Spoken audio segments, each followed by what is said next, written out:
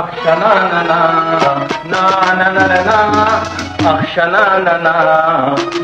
نا نا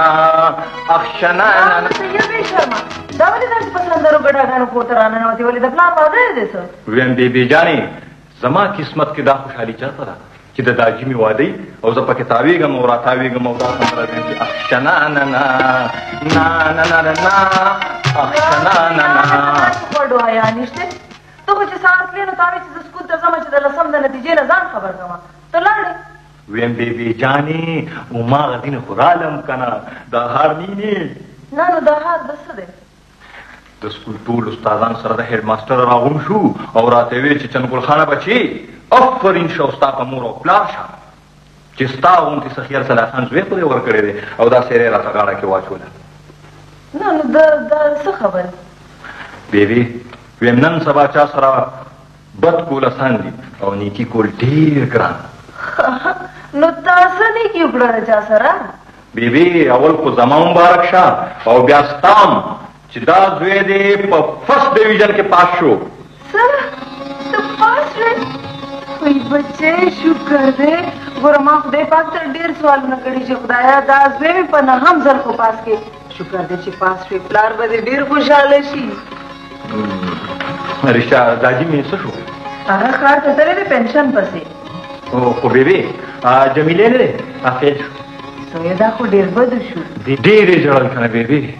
خو چې ما ورته وکتل نو زه م ورسره په جړه شوم او دومره مې ورسره وژړل که نه چې د اوښکو سیلابونه مې په ګریوان روان شو وای بچې نو بیا اول چې تا کوم هغه د سلو لوټ راکړی و که نه مې ورته دې جیب کې واچو ما وی خیر دی بیبي به مې بل لوټ راکړي خو بیا هم نه چپ کېدو ښه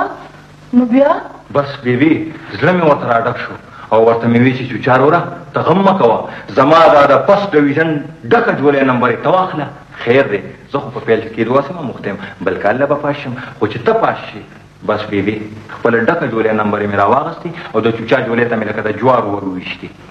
ښه دی وکړو نو بیا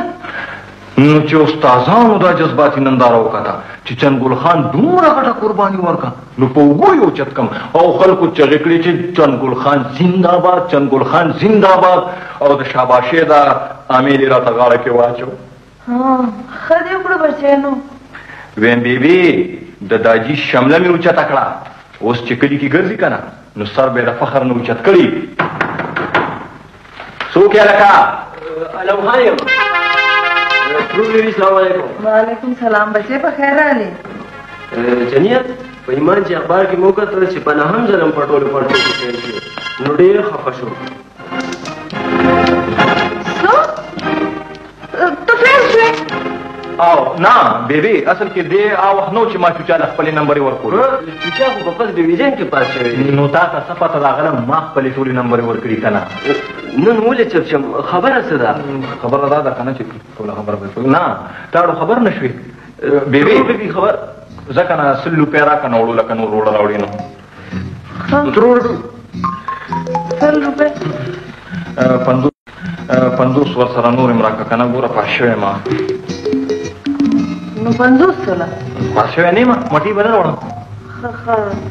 ما سره ګورې زوی همدغه 1.5 روپۍ دي نو دا دام ډېر دی خیر دی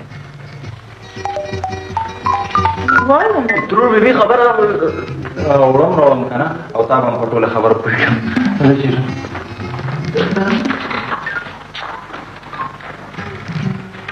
خبر چې دا په دې هلکانو څه چل شوی دی